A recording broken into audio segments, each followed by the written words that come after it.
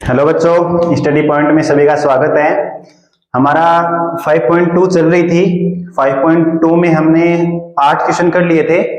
आगे क्वेश्चन करते हैं आज। क्वेश्चन नंबर 9 देखो। क्वेश्चन 5.2 चल रही थी हमारी। Question number 9। क्वेश्चन नंबर 9 क्या दे रखा है हमें, देखो ध्यान से समझना। आपका चैप्टर का नाम है कॉन्टिन्यूटी एंड डिफरेंशिएबिलिटी, मतलब सातत्य तथा अवकलनीयता।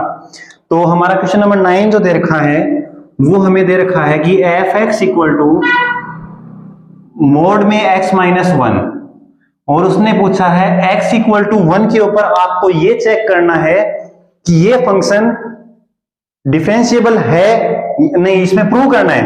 सॉरी, चेक नहीं करना, सॉरी, इसमें प्रूव करना है कि ये x इक्वल टू 1 के ऊपर डिफरेंशिएबल नहीं है, मतलब अवकलनीय नहीं है।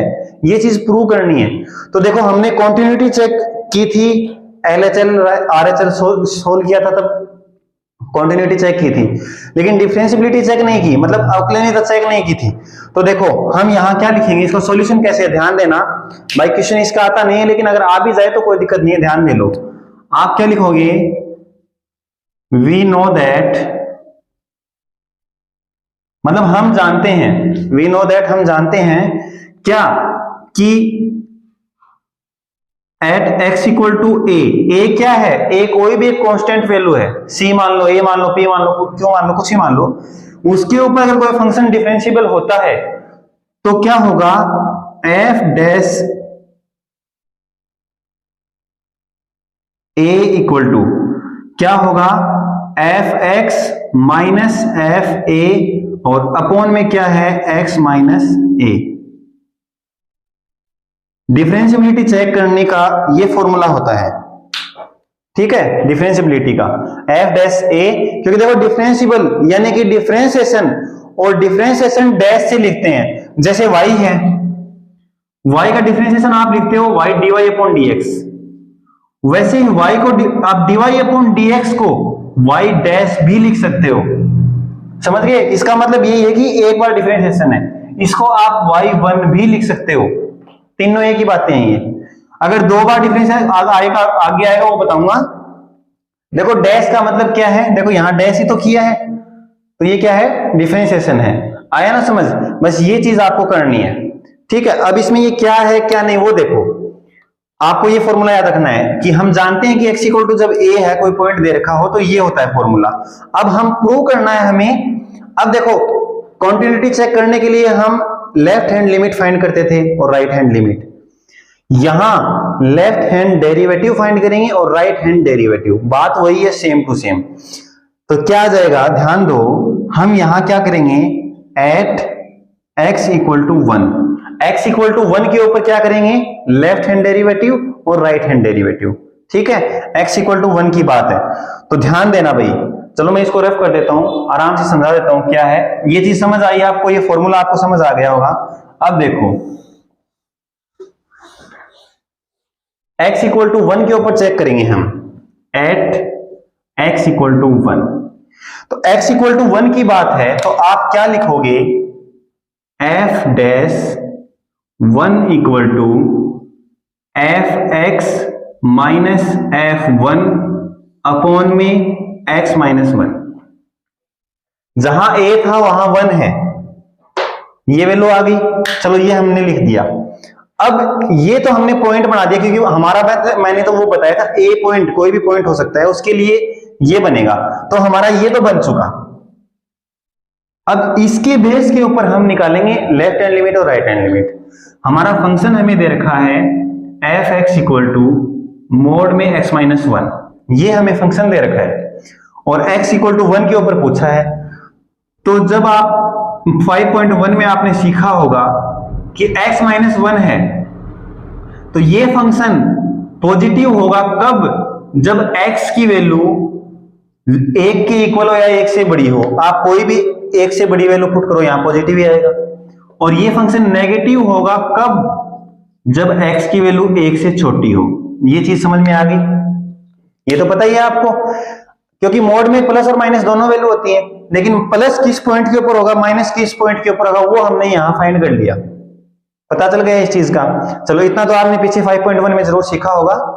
अब ध्यान दो, क्योंकि लेफ्ट हैंड लिमिट और राइट हैंड लिमिट के लिए हमें ये पॉइंट्स पता होने बहुत जरूरी थे। तो अब हम यहां क्या लिखेंगे, लेफ्ट हैंड डेरिवेटिव है तो लिमिट ही, आप लेफ्ट हैंड लिमिट भी लिख सकते हो, लेकिन डेरिवेटिव हमें डिफरेंशिएबिलिटी चेक बतानी है, नहीं है तो आप लेफ्ट हैंड डेरिवेटिव लिखोगे। ठीक है, अब ध्यान देना क्या करोगे, limit x tends to 1 minus, same वही प्रोसेस है, कुछ अलग नहीं है, f(x) इक्वल टू क्या आएगा, अब ध्यान दो 1 माइनस, अब फंक्शन तो हमें यही यूज करना है, तो क्या होगा f(x) माइनस f(1) और अपॉन में क्या है x माइनस 1, हमने लिख दिया। अब लिमिट चेंज करेंगे, limit x tends to 1 minus f(x), एक से छोटा फंक्शन कौन सा है भाई, एक से छोटा फंक्शन हमारा ये, तो यहां ये लिखो minus x minus 1 minus f(1), f(1) का मतलब हमारा जो फंक्शन है, जो फंक्शन हमने यूज किया है इसमें 1 रखेंगे, यहां x की जगह 1 रखेंगे, तो क्या आएगा 1 माइनस 1, ये तो 0 ही आएगा, क्या आ जाएगा 0, और अपॉन में यहां क्या आ जाएगा, x की जगह क्या रखोगे आप, क्योंकि ये x माइनस 1 है तो x की जगह हमें तो x ही रखना है, फंक्शन थोड़ी ना है, अकेला x है तो x माइनस 1। ठीक है, अब ध्यान दो हमें लिमिट चेंज करनी है, तो लिमिट चेंज क्या हो जाएगी 1 माइनस h। ठीक है, अब इसके आगे क्या होगा, लिमिट h टेंड्स टू 0, क्योंकि लिमिट चेंज होने के बाद तो ये फिक्स आ जाता है 0, f(1 माइनस h)। अब x की जगह 1 माइनस h रखना है, तो 1 माइनस h माइनस 1, ये 0 हो गया, अपॉन में 1 माइनस h, यहां क्या जाएगा, x की जगह 1 माइनस h ही तो रखना है, वो हमने पुट कर दिया, यहां क्या है लिमिट h टेंड्स टू 0। अब देखो माइनस, यहां 1 से 1 कैंसिल, 1 से 1 कैंसिल, तो ये आया माइनस और माइनस प्लस हो गया, limit h tends to 0, h upon minus h, h से h कैंसिल, क्या आ गया माइनस 1, यानी हमारी लेफ्ट हैंड लिमिट की वैल्यू, लेफ्ट हैंड डेरिवेटिव क्या आ गया माइनस 1 आ गया। इतना तो आपको समझ में आ गया।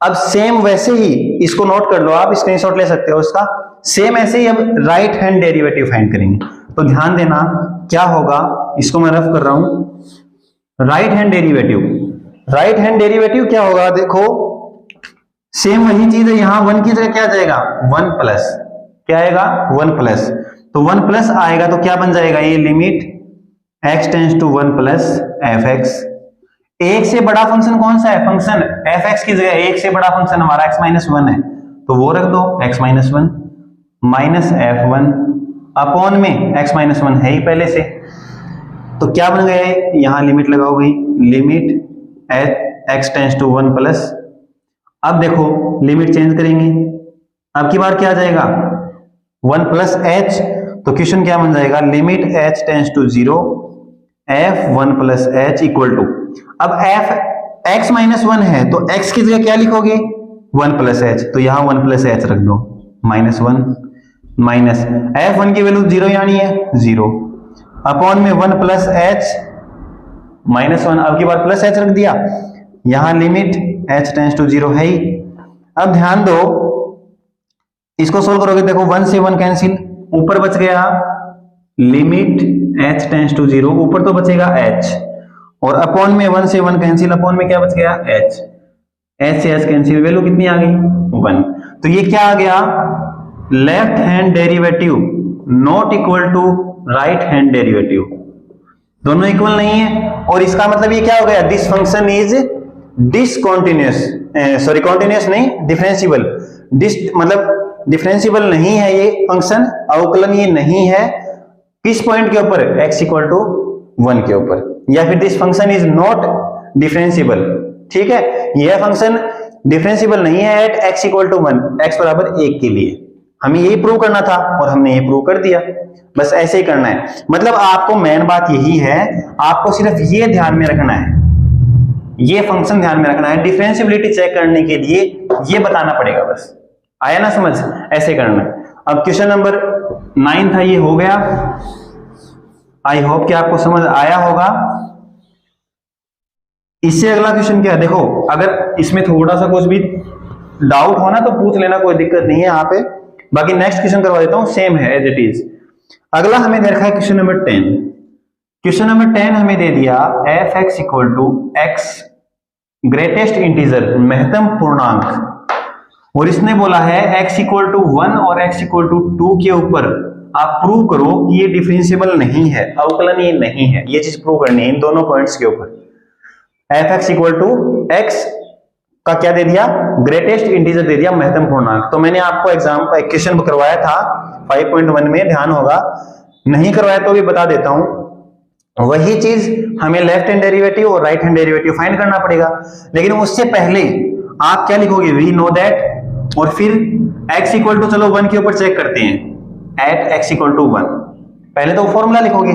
तो ये क्या आ जाएगा, f dash 1 equal to f x minus F1 upon में x माइनस 1। ये बात आई समझ में, क्योंकि हमारा क्वेश्चन क्या था, f dash a equal to क्या जाएगा, f x minus f a upon में x माइनस a, यही तो था। अब हमें क्या करना है, देखो ध्यान दो, यहां क्या हो, लिमिट हमें दे रखी है, लिमिट क्या जाएगी, लिमिट x टेंड्स टू 1 के ऊपर, तो ये फॉर्मूला होगा।